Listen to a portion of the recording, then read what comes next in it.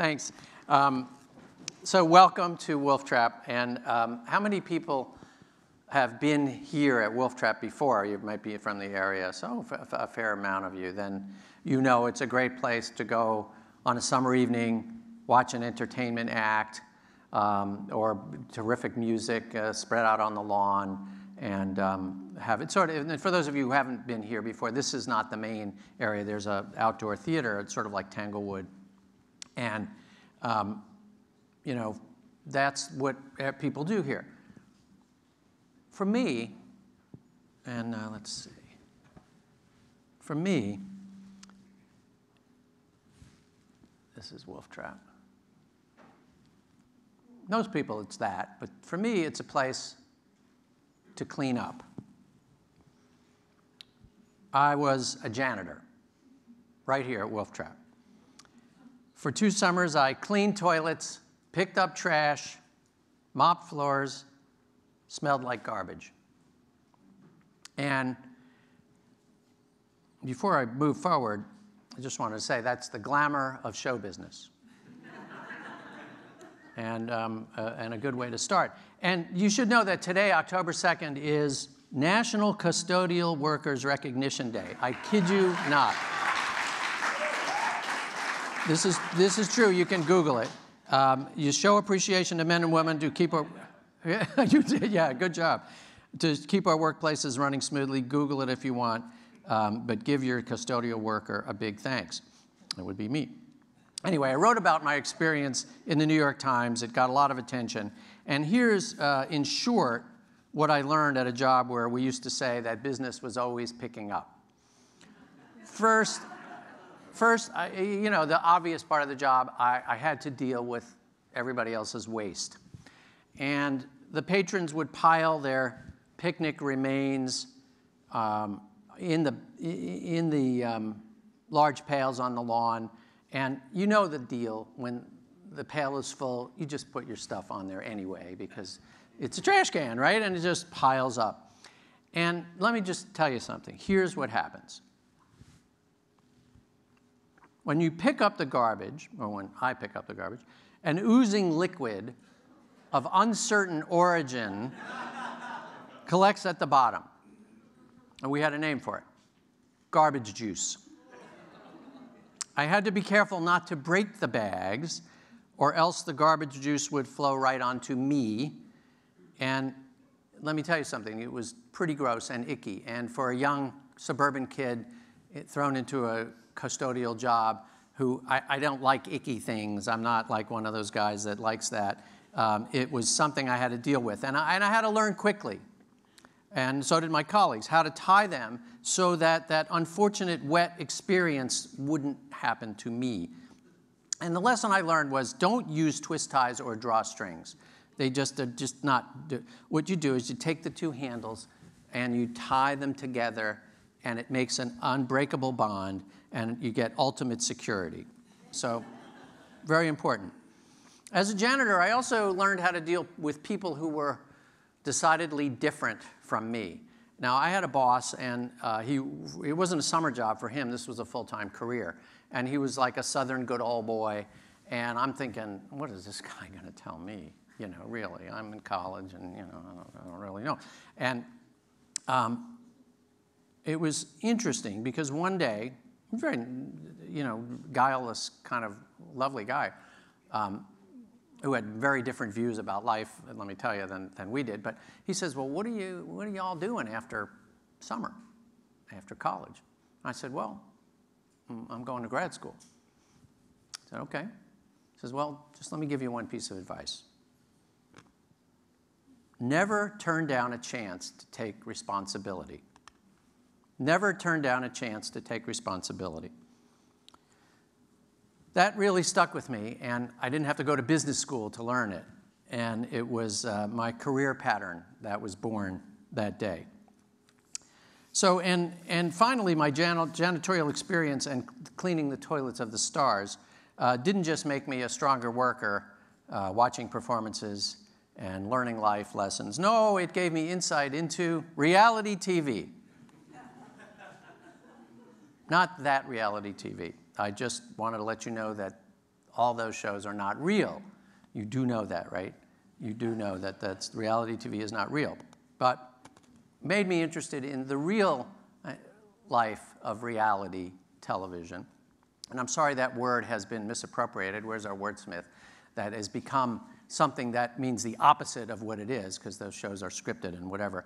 No, I spent a career mostly in documentaries, and I like life. I like facts. I was talking with Roberta Baskin earlier, and real life is so much more interesting than fiction. I love fiction, I love movies and stuff, but real life is amazing. And what I learned on the janitorial job was really the best training for being a documentary guy, and that is, a janitor is invisible. Let me tell you, people will say or do anything around a janitor because they think they're not human. And I just wanted to assure you, to this day, you just be careful what you say or do around a janitor, because they hear you. And they know a lot more than you think you know, and you think that they know. And once on a job, a friend of mine, he looked sort of like Trotsky in a janitorial uniform, and we all looked kind of scruggly. And he goes up to a maestro backstage, because it was classical music. In fact, it was a real guy named Eugene Normandy, who's like 120 years old. And he goes up to him, and it was as if you broke the sound barrier. Like, it was like the scruffy kid meets this old guy who's dressed in a tux, and he goes, puts his broom down, puts his mop down, and goes up to the guy. And I thought he was going to have a heart attack. I was like, what? You know, you could see going through his head, what is this guy doing? He's going to kill me. And it was just, he walked up to him, and he asked a question like about the classical performance, and just the idea that somebody that was your janitor would know something about Beethoven was shocking. And so, you know, they know more than you think. And this is actually a key to making good documentaries. Eavesdropping. You want to capture life the way it really is. Not the way reality TV has it, but the way it really is. And that's when I got into the business, and I got big jobs at TV networks, and I started coming up with documentary ideas. And I once was sitting around, and I said, let's do 4 hours, and in television, you know, half hour is a long time, on the Titanic. And the people around me said, what, you're going to do 4 hours on a sinking ship? And we really didn't have much else to air on the network. It was in the 90s, and the cable thing was just happening. So they said, what the hell, and how bad could it be? And the James Cameron movie hadn't yet come out. So, you know, I said, you know, the field was sort of open. There had been some documentaries, and there were a few survivors that were like 100 years old and were still around, and there were interviews with survivors. And I thought the real story of the Titanic is fascinating, not just the going to find it underwater. That's fascinating too, but the actual story of the Titanic and what it represented. And so I had this wonderful producer, Melissa Peltier, and she did like a massive amount of research and finding whatever photos you could find and interviews with survivors. And I said, don't make any of those literal recreations like you're pretending like you're actually there. You know, you can use drawings and interviews, but just play it straight. And just tell the stories that actually happened. And it worked.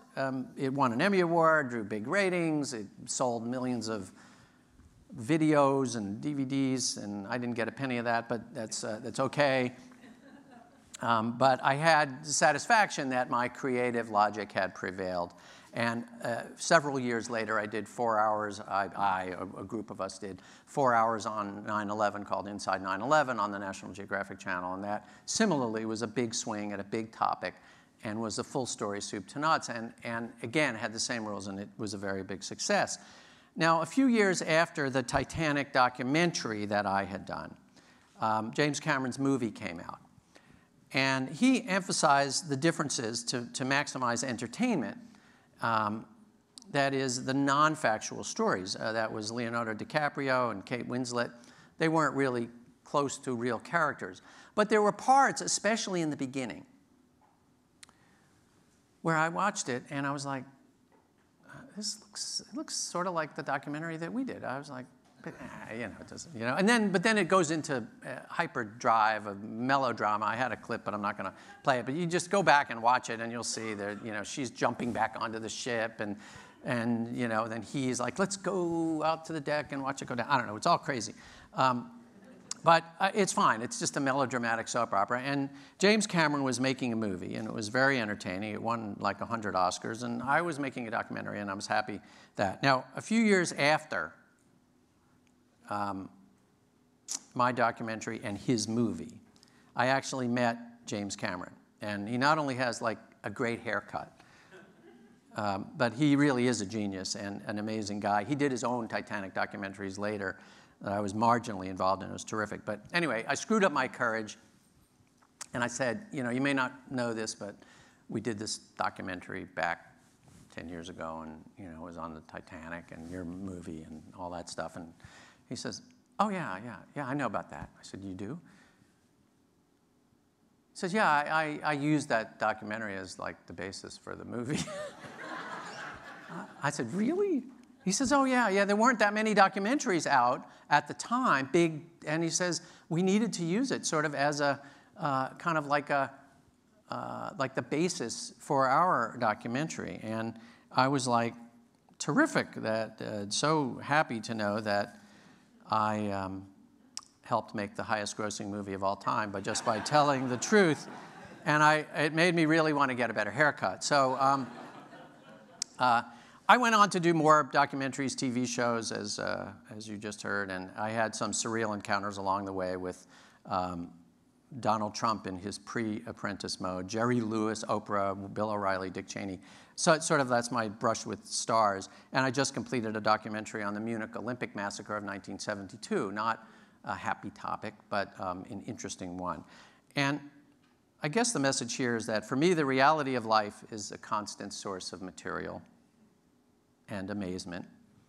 And I'm now on my own, running my own business. But I follow the same rules for success in the working world that I did as a janitor here at Wolf Trap.